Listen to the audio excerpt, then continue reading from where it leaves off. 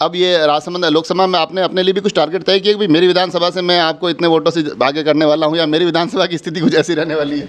और जो नाम महिमा कुमारी जी का पार्टी में गया है वो भी कार्यकर्ता नहीं ऊपर भेजा है। इस प्रेम के बीच में कुछ प्रश्न भी आते हैं। प्रश्न ये आते हैं कि एक ही परिवार जो 4 महीने पहले भारतीय जनता पार्टी को ज्वाइन करता है, फिर विधायक भी बन जाते हैं, उसी परिवार से अब सांसद का भी अवसर मिल जाता है, तो कई लोगों का ये भी कहना है कि आम कार्यकर्ता की अनदेखी हुई है। मेरे ख्याल से जहाँ तक 8 विधानसभा है, काफ़ी एमएलए हैं जो मेरे से ज़्यादा अनुभवी है, तो जहाँ तक ऊपर से जो कोऑर्डिनेशन की बात है, मेरे ख्याल से उनको ज़्यादा एक्सपीरियंस है, ज़्यादा नॉलेज है।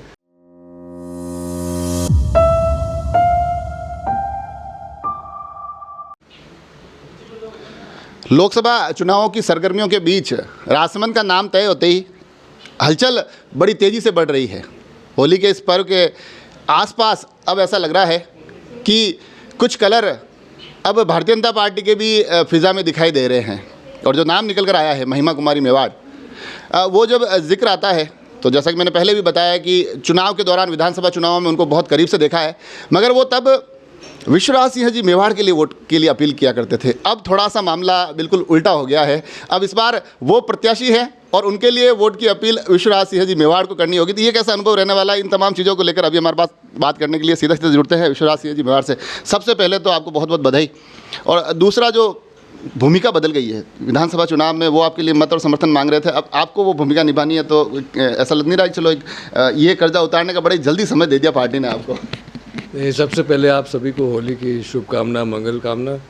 और जहाँ तक कर्जा की बात है तो हाँ, उन्होंने मेरे लिए काफ़ी कुछ वोट के तरफ इलेक्शन कैंपेन के तरफ में साथ दिया है, जो आप लोगों ने सब देखा है। और ये उसी का नतीजा है कि आज उनकी बारी आ गई है। तो हाँ, ज़रूर उनके लिए तो कैंपेन में साथ ही हूँ मैं। कितनी बड़ी जिम्मेदारी मानते हैं, क्योंकि नाथद्वारा एक मुश्किल मैदान था, वहाँ पर आप चुनाव जीते हैं। अब ये राजसमंद लोकसभा में आपने अपने लिए भी कुछ टारगेट तय किया कि भाई मेरी विधानसभा से मैं आपको इतने वोटों से आगे करने वाला हूँ, या मेरी विधानसभा की स्थिति कुछ ऐसी रहने वाली है? मेरा तो जवाब वही है जो शायद आप ही ने पूछा था विधानसभा टाइम में कि आपकी जीत कितनी होगी। तो मैं तो आंकड़े में नहीं जाऊंगा, मैं तो बोलूँगा जीत ही होगी, अच्छी जीत होगी।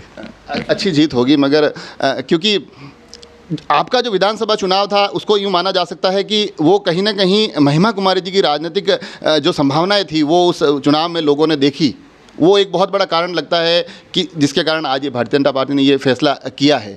तो आपको लगता है कि वो एक चुनाव में जो अनुभव रहा है, वो अनुभव अब बड़े क्षेत्र में भी उसी तरह से काम आएगा, क्योंकि 8 विधानसभाएं हैं? मेरे ख्याल से हाँ, ज़रूर काम आएगा, क्योंकि जैसे आपने कहा है कि जो जब वो आए थे इलेक्शन कैंपेन में, तो उनका जो जुड़ाव और जो कनेक्ट हुआ था लोगों के साथ में, और ये जो नाम जो गया है वो लोगों से भी गया है, ऊपर गया है नाम। तो ये जो जुड़ाव है और जो व्यवहार है जो नाथद्वारा में काम आया, वो बाकी राजसमंद में भी आएगा। उस वक्त भी मैं आपके कुछ कार्यक्रमों में हिस्सा बना था, तो वहाँ एक नारा लगा करता था कि विधानसभा में विश्वराज सिंह और लोकसभा के लिए महिमा कुमारी मेवाड़। तो ये ऐसा लगता है कि लोगों ने धारणाएं तभी से बनानी शुरू कर दी थी। अब वो आप लोगों से पूछिए। जी हाँ, मैंने भी सुनी थी ऐसी बातें, और ये अब लोगों का प्रेम है। इस प्रेम के बीच में कुछ प्रश्न भी आते हैं। प्रश्न ये आते हैं कि एक ही परिवार जो 4 महीने पहले भारतीय जनता पार्टी को ज्वाइन करता है, फिर विधायक भी बन जाते हैं, उसी परिवार से अब सांसद का भी अवसर मिल जाता है, तो कई लोगों का ये भी कहना है कि आम कार्यकर्ता की अनदेखी हुई है। अब मेरे ख्याल से अनदेखी तो नहीं, क्योंकि जैसे आपने कहा था कि लोगों ने नारा लगाया था, तो वो कार्यकर्ता नहीं लगाए थे नारे।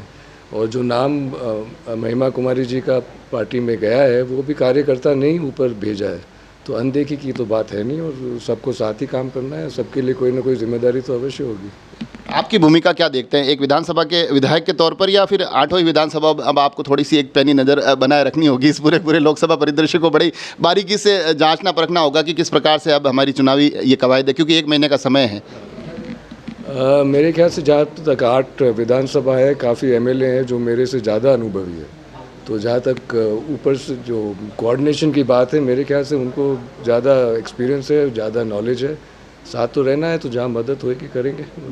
एक आखिरी प्रश्न, लोगों की कुछ मैंने बातें सुनी तो वो ये कहते हैं कि दीपावली का जो समय था, मतलब पर्व इन दिनों आपके लिए कुछ विशेष होते जा रहे हैं। दीपावली पे आप के लिए बड़ी खुशखबरी लेके आया था और होली आते आते और नई खुशखबरी उसमें जुड़ गई। तो ऐसा लग रहा है कि अब जब भी इस प्रकार के हिंदू रीति रिवाज के पर्व आए तो फिर आपकी तरफ देखा जाना चाहिए कि अब क्या है, कुछ आगे और कुछ पॉकेट्स में कुछ बचा है क्या आपके लिए? अभी देखते हैं, अगला त्यौहार आएगा तब देखते हैं क्या होता है।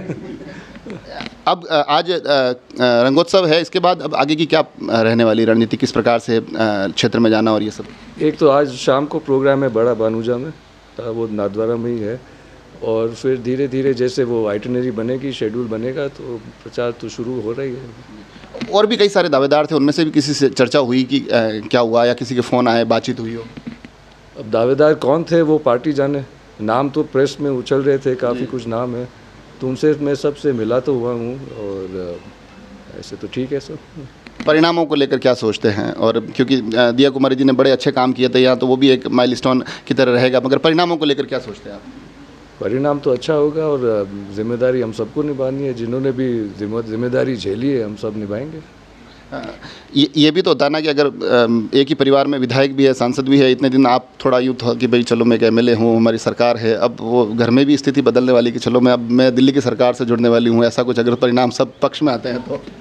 अब वो तो अब आप देखें, वो अगर वो तो होएगा ही, थोड़ा घर में भी है और प्रोफेशनली भी है, तो बाकी आप तो देखा आपने थोड़ा सा कुछ सवालों पर राजनीतिक जो सवाल एक दौर हुआ करता था जब विधानसभा में आपसे बात करता था, तो राजनीतिक जो प्रश्न होते थे उस पर आप थोड़ा सा हिचकिचाते हुए बोलते थे, बाकी बातों पे बड़े बेबाकी से जवाब दे दिया करते थे। अभी इन दिनों राजनीतिक, क्योंकि अब 3-4 महीने हो गए, तो वो जवाब तो बड़े स्पष्ट और सटीक आ रहे हैं, मगर उसके इतर कुछ सवालों पर हल्का सा विचार करना पड़ा है और शायद सोच रहे हैं कि चलिए विधायक, सांसद और इन तमाम गतिविधियों के बीच में एक विश्वास कि चुनाव जीतेंगे, कोऑर्डिनेशन कैसा रहेगा, आगे की तैयारियां कैसी रहेगी, बड़ा क्षेत्र है उसमें पहुंचने की कवायदें कैसी रहेगी, इन सभी चीज़ों पर हमारी नज़र बनी रहेगी। आप सभी लोग जुड़े रहे राजसमंद एक्सप्रेस से। धन्यवाद।